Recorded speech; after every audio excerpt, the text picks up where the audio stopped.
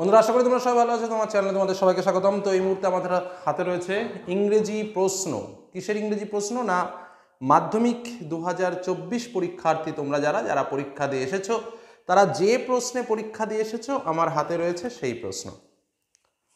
তো যাই হোক, আমরা আজকের আলোচনায় দুটো তিনটে বিষয় নিয়ে আলোচনা করব স্বাভাবিকভাবে। ইতিপূর্বে তোমাদের জন্য হিস্ট্রি, জিওগ্রাফি এবং তার সঙ্গে আরও দু একটা সাবজেক্ট শেয়ার করেছি, ভৌতবিজ্ঞান সাবজেক্টগুলো শেয়ার করেছি যে খাতা দেখা কিভাবে চলছে।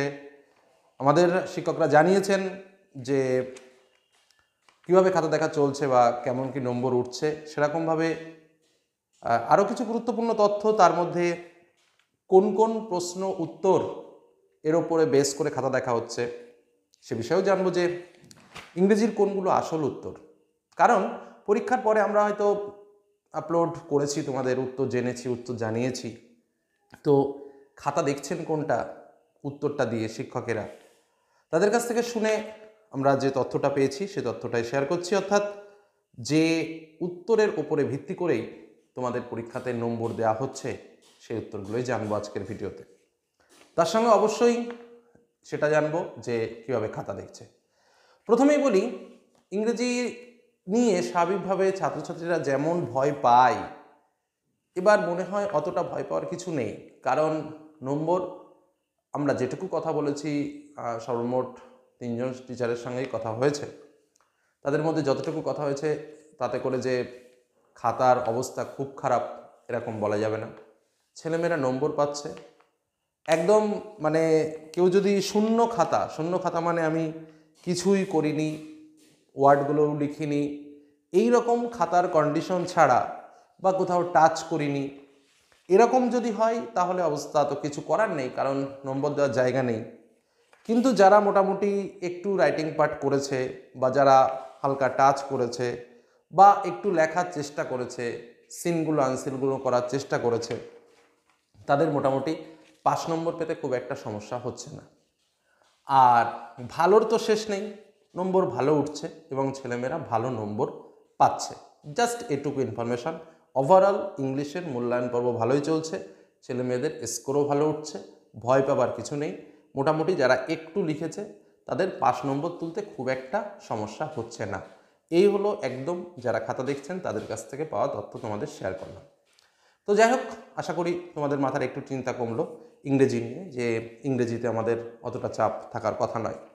এবার আমরা জেনে নেব উত্তরগুলো কি কি, মূল উত্তর যার ওপর দাঁড়িয়ে শিক্ষকেরা আমাদের খাতা দেখছেন সেই উত্তরগুলো একবার একটু মিলিয়ে নেব। চলো তাহলে এবার একটু উত্তরটাকে দেখে নেওয়া যাক, তারপরে আসছি অন্য কথায়। এবার আসি আমরা আমাদের ইংরেজি প্রশ্ন উত্তরে। তো স্বাভাবিকভাবে তোমরা এই প্রশ্নেই কিন্তু পরীক্ষা দিয়ে এসেছিলে, তবুও একবার দেখে নাও 2024 ইংলিশ। তো আমরা এবার সরাসরি চলে যাই আমাদের উত্তর পর্বে। দেখো, একদম পুরো কোন উত্তরে খাতা দেখা হচ্ছে সম্পূর্ণ শিওর বিষয়টা জেনে নাও। প্রথম যে প্রশ্নটা ছিল, স্বামী decided to deliver the letter to the headmaster, এটার উত্তর হচ্ছে 3 দাগ, at the end of the day. দ্বিতীয় প্রশ্ন যেটা রয়েছে, দেখো আমি একটু ভালো করেই তোমাদের সামনে তুলে ধরি, এটার উত্তর রয়েছে চেকড দ্য হোমওয়ার্ক, অর্থাৎ 2 দাগের প্রশ্নটা, 2 দাগের উত্তরটা। ঠিক আছে, এখানে কিন্তু কি করতে হয় সেটাও বলে দিই। এখানে 2 নম্বর লিখে তারপরে পূর্ণবাক্যে, মানে এই যে যেটুকু রয়েছে চেক দ্য হোমওয়ার্ক, এই শব্দটা এখানে লিখতে হয়। এখানেও তাই। অনেকে কমেন্ট করছে যে স্যার আমি শুধু দাগ নম্বর দিয়েছি হবে, সেটাও ক্ষেত্রেও নম্বর দিয়ে দেওয়া হচ্ছে। কোনো রকম যদি এখানে আবার ধরো কেউ বললো স্যার আমি এটার থেকে দেখে দেখে লিখতে গিয়ে এখানে আমি বানান ভুল করেছি, সেক্ষেত্রে কি আমি নম্বর পাবো?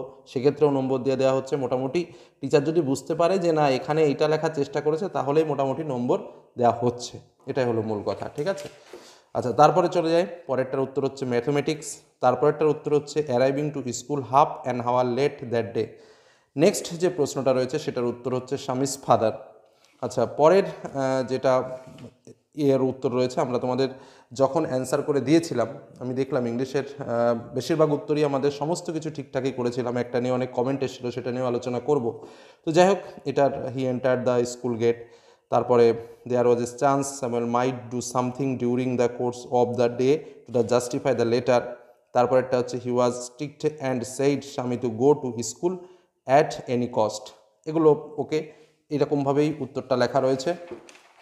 নেক্সট যে পার্টটা, এই পার্টটাতে আসা যাক, যেটা তোমাদের এই পার্টটাতে আমরা এটা একটা মানে মিস্টেক হয়েছে, হয়তো অনেক ছাত্রছাত্রী এই জায়গাটা ভুল করেছে হয়তো, তবু আমি তোমাদের রিয়েল অ্যান্সারটা বলে দিই। প্রথমটা ট্রু, দ্বিতীয়টা ফলস, এটা ঠিক আছে, কিন্তু সাপোর্টিং স্টেটমেন্ট যেটা এই জায়গাটা আমার এটা কাটা হয়নি, এটা যেটা রয়েছে মাই মাদার ইমপ্রেসড, এটা হবে না। হবেটা কোনটা তোমাদের দেখিয়ে দিই।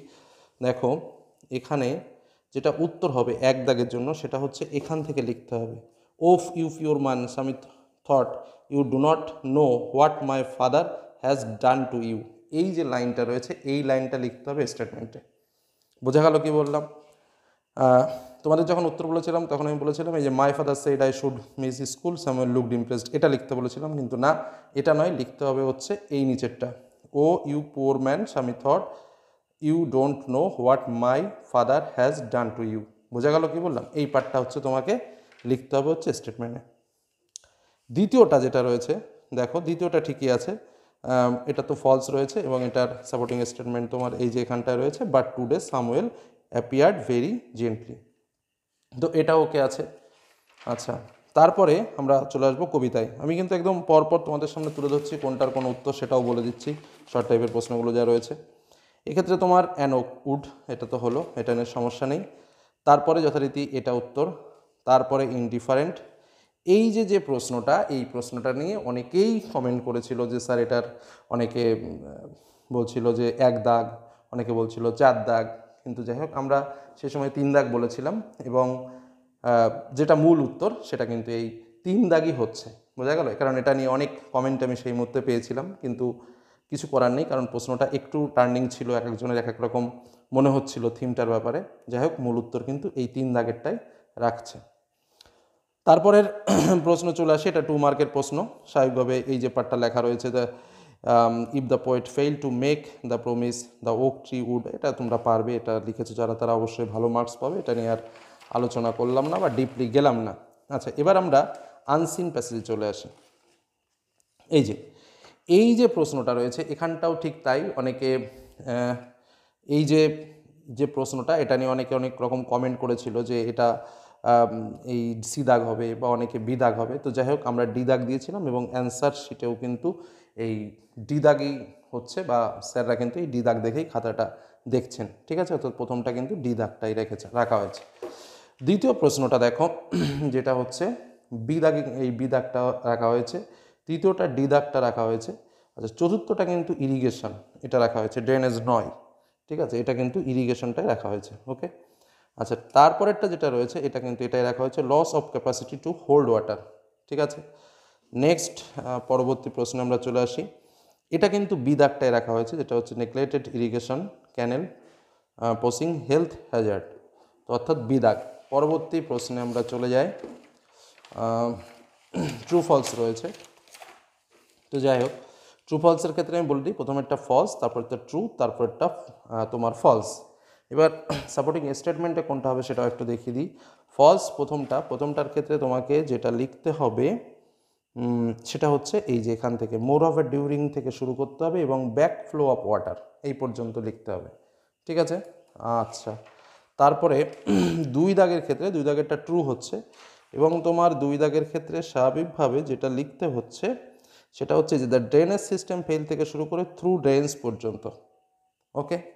এবার আসো 3 দাগেরটা যেটা রয়েছে, 3 দাগেরটা ফলস হচ্ছে এবং এটার অ্যান্সারটা আসবে দ্য লোকাল সিভিক বডি থেকে শুরু করে নেগলেক্টেড ফর ইয়ার্স এই পর্যন্ত। বোঝা গেল কি বললাম? নেক্সট, তারপরে চলে আসি পরবর্তী কোশ্চেন, 2 মার্কের প্রশ্ন, এটা ওখান দিয়ে লার্জ পার্ট নিয়ে লিখতে হবে, এটা নিয়ে আর আলোচনা করছি না, ভিডিও প্রচুর লং হয়ে যাবে তাহলে। এবার আসো শূন্য স্থানে, এটা হ্যাজ বিন শোরিং, এটা ইজ অ্যাডভাইসড, এটা শুড ড্রিঙ্ক গেল। আচ্ছা, এটা হচ্ছে দি অ্যাট, এটা টু লিখলেও হবে আবার ফর লিখলেও হবে। ঠিক আছে? শুধুমাত্র টু নয়, টু এর সঙ্গে ফর লিখলেও এখানে নম্বর পাবে। নেক্সট যে পার্টটাতে চলে আসি, তারপরে ব্যাকরণের গ্রামার সেকশন। দেখো গ্রামার সেকশনের অনেকগুলো এক্সাম্পল, এখানে যেমন অ্যাডভাইসডের সঙ্গে ফরবাইড দিলেও নম্বর পাবে, কোনো সমস্যা নেই। তারপর স্বাভাবিকভাবে নর্মাল কমপ্লেক্স সেন্টেন্স করে I am so tired that I can not walk, তারপরে এটা change the voice, a play is being staged by the student, তারপরে এটা। নেক্সট এবার আমরা আসি, এটা প্রথমটা যেটা রয়েছে সেটা হচ্ছে মেড অফ।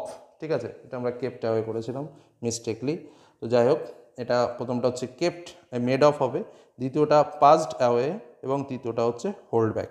ওকে, পরের যেটা আমাদের একদম 8 মার্কের একটা স্পেশাল জিনিস, প্রথমটা হচ্ছে ট্রিট, তারপরটা স্পেট, তারপরটা ইনান্ডেটিং, তারপরটা ডিজিং।